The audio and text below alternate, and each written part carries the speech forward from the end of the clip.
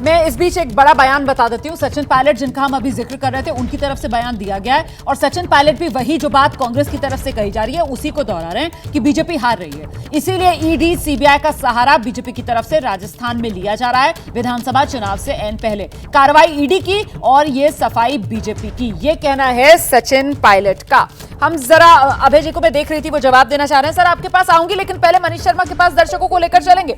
मनीष, क्योंकि कहीं ना कहीं बीजेपी की तरफ से ही ये बात कही जा रही थी कि साहब कैसे कांग्रेस इस कार्रवाई पर सवाल उठा सकती है, ये तो सचिन पायलट ही थे जिनकी तरफ से मांग की जा रही थी। लीजिए, अब सचिन पायलट सामने आ गए हैं और वो भी बीजेपी की घेराबंदी करते हुए। मनीष जी बिल्कुल रोमाना, आपको वो दिन भी याद होगा जब सचिन पायलट ने राजस्थान के कई जिलों से अपनी यात्राएं निकाली थी और उसमें उनकी मांग थी कि आरपीएससी जैसी संवैधानिक संस्था को भंग किया जाए, उन तमाम लोगों को हटाया जाए जिनकी सिफारिश से नियुक्ति हुई है। हमें ये भी याद रखना होगा कि यहाँ पर बाबूलाल कटारा को खुद कांग्रेस सरकार ने सदस्य बनाया था और वो भ्रष्टाचार में सीधे तौर पर लिप्त पाए गए। आरपीएससी में जिस प्रकार से नियुक्तियां हुई, सचिन पायलट उन्हें लेकर सड़कों पर उतरे, मौन व्रत किया। आज वही सचिन पायलट अब अगर ईडी की कार्रवाई पर सवाल उठाते हैं तो खुद सवालों के घेरे में भी हैं। क्यों उन्होंने ये बातें तब कही थी जब वो अपनी ही सरकार के खिलाफ न केवल यात्रा निकाल रहे थे बल्कि मौन व्रत पर बैठ गए थे। आज सचिन पायलट कांग्रेस मुख्यालय में दिल्ली में बैठकर ये बात कहते हैं, लेकिन उन्हें अपनी पुरानी बातों को भी याद करना होगा। दूसरी बात, जब कांग्रेसी नेताओं से यह सवाल पूछा जाता है कि ईडी एक केंद्रीय जांच एजेंसी है, उन्हें अपना काम करने दीजिए, क्यों आप सड़कों पर उतरते हैं उनकी कार्रवाई का अंजाम आने से पहले, तो उनका जवाब होता है कि ये राजनीतिक द्वेष है। जी बिल्कुल रोमाना, तो राजनीतिक द्वेष का इंतजार कर लें कांग्रेसी नेता, बजाय सड़कों पर उतरकर अपनी ही सरकार और अपने ही कही गई बातों से मुकरने की बजाय। बिल्कुल, इंतजार जिस शब्द का आपने इस्तेमाल किया ना, दरअसल मामला वहीं पर आकर रुकता है। वो जिसका जिक्र अभी कुछ देर पहले रोहन गुप्ता साहब कर रहे थे ना, बार बार दोहरा रहे थे वो एक शब्द, अगर गौर किया होगा दर्शकों ने, टाइमिंग। ये सारा का सारा खेल टाइमिंग को लेकर, और इसीलिए सवाल जो कांग्रेस पार्टी की तरफ से उठाया जा रहा है। राखी राठौर जुड़ गई है हमारे साथ, बीजेपी की प्रवक्ता हैं, उन्हीं से जरा जानते हैं। राखी जी, क्या हो रहा है? बीजेपी हार देखकर राजस्थान में बौखला रही है, कांग्रेस कह रही है इसीलिए केंद्रीय एजेंसी को आगे कर रही है। देखिए रोमाना जी, जिस तरह से अगर आप चुनाव की बात करेंगे तो राजस्थान के अंदर भारतीय जनता पार्टी बहुत कंफर्टेबल है। आपके टीवी चैनल पे बैठकर भी हम लोगों ने डिस्कस किया है कि ये हमारे लिए यहाँ पर कंफर्टेबली जो है वो जीत होगी। लेकिन हर चीज को चुनाव से जोड़ना ठीक नहीं है, क्योंकि हम जिस प्रकरण की बात कर रहे हैं वो युवाओं से जुड़ा हुआ है।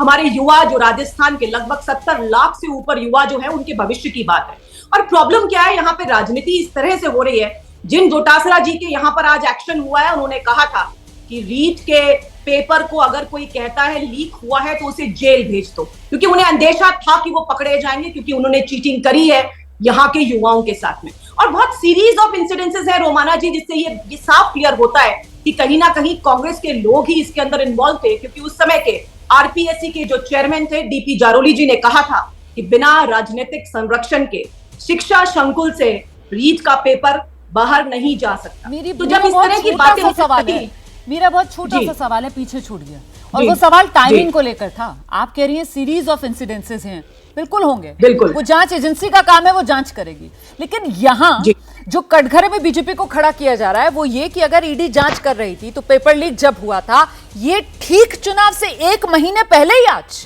कांग्रेस के राजस्थान में प्रदेश अध्यक्ष, उनके एक नहीं 2-2 ठिकानों पर ईडी की टीम पहुंचती है, जयपुर से लेकर सीकर तक उन पर घेराबंदी की जाती है। और फिर आज ही मुख्यमंत्री के बेटे वैभव गहलोत को भी ईडी की तरफ से समन भेज दिया जाता है कि आइए हाजिर हो जाइए। मतलब ये सारा एक्शन ईडी का चुनावी माहौल में, क्यों? नहीं रोमाना जी, देखिए मैं फिर वही बोलूंगी, सीरीज ऑफ इंसिडेंसेस है। पहले एसओजी इसकी जांच कर रही थी, मुख्यमंत्री जी ने कहा कि एसओजी हमारी बहुत एफिशिएंट है, वो काम करेगी। एसीबी के बीएल सोनी जी जो है, उनके स्टेटमेंट की तो बात लगातार होती है। उन्होंने कहा कि हमारे ऊपर गहलोत जी का प्रेशर रहता था, हम जो भ्रष्ट अधिकारी उनको नहीं पकड़ पाते थे। मेरे पास उसका वीडियो भी मैं दिखा देती हूँ आपको। तो लगातार एसओजी ने पहले कार्रवाई की, एसओजी ने उन लोगों को पकड़ा रोमाना। इससे बहुत सीरियस चीज ये हुई, उन लोगों को पकड़ा गया जिन्होंने पेपर खरीदा, जबकि होना क्या चाहिए था, पेपर जिसने निकाला उस पर कार्रवाई होनी चाहिए थी। और इसीलिए हमारे भारतीय जनता पार्टी के लोग ये कह रहे हैं कि छोटी मछलियों पर एक्शन हुआ। जिसने पेपर अवेलेबल कराया उस पर एक्शन नहीं हुआ, लेकिन जिसने खरीदा उस पर एक्शन हुआ। और ये ईडी आई तब जब किरोड़ी जी ने इसकी कंप्लेन करी और उसके बाद जो इनका सिटिंग उस आरपीएससी मेंबर है बाबूलाल कटारा की गिरफ्तारी होती है। तो ये सीरीज ऑफ इंसिडेंसेस है। सोचिए अगर तो रोहन गुप्ता जी सारी कड़ियां जुड़ रही हैं और ऐसे में ईडी जो है वो समय के हिसाब से अपनी जांच कर रही है, तो फिर तो मतलब अपना दामन बचाने के लिए ये चुनाव और टाइमिंग की आड़ ली जा रही है। बिल्कुल रोमाना जी, कड़ियां सारी जुड़ रही है। भाजपा की हार निश्चित है और सत्ता की सीढ़ी जो ईडी हमेशा से भाजपा की रही है, ये आखिरी दाव भाजपा आजमा रही है। पर राजस्थान की जनता ना कभी झुकी है ना कभी झुकेगी और ये जो ईडी की जो गलत वार की है राजस्थान की जनता की अस्मिता पे, उसका जवाब मुझे लगता है राजस्थान की जनता देगी और करारा जवाब देगी। भाजपा के अहंकार अगर जिन आरोपों के तहत जांच चल रही है, अगर गोविंद सिंह डोटासरा उन्होंने कुछ गलत किया है, उनकी जांच चल रही है, तो इस मामले को आप अस्मिता से कैसे जोड़ देंगे? अस्मिता से जुड़ जाएगा ये मामला, राजस्थान की अस्मिता से। गलत सही देखिए, ये एक ऐसी सरकार है कि गलत सही का मायना बहुत साफ है। जो भाजपा के साथ है वो सही है और भाजपा के खिलाफ वो गलत है। मैं आपको महाराष्ट्र का एग्जांपल दूंगा रोमाना जी।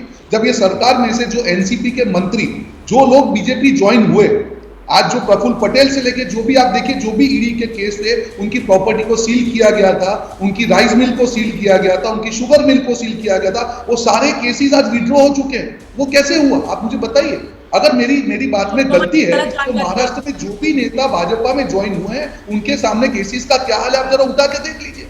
और ये मजबूरी है। आज तक अगर कोई भी एजेंसी की विश्वसनीयता उनकी जो अभी तक की गई कार्यवाही से होता है, मैं वापस आंकड़े के साथ बोलता हूँ, 5422 केसेस में से अगर एक भी केस भाजपा के नेता के खिलाफ नहीं होता, तो ये तो क्या है, इतना बड़ा वॉशिंग मशीन तो पूरे विश्व में नहीं है कि जिसमें जाते हर आदमी साफ हो जाता है। और ये वॉशिंग मशीन की जो सफाई है ईडी के माध्यम से होती है। ठीक है राखी जी, इसको लेकर जवाब दे दीजिएगा। पहले टाइमिंग को लेकर सवाल था और अब सवाल यह है कि साहब ऐसा कैसे हो सकता है जितने केसेस हैं उनमें बीजेपी एक मामला भी किसी नेता पर नहीं, और सारा का सारा जो शिकंजा है एजेंसीज का वो सिर्फ और सिर्फ विपक्ष के नेताओं पर कसता हुआ।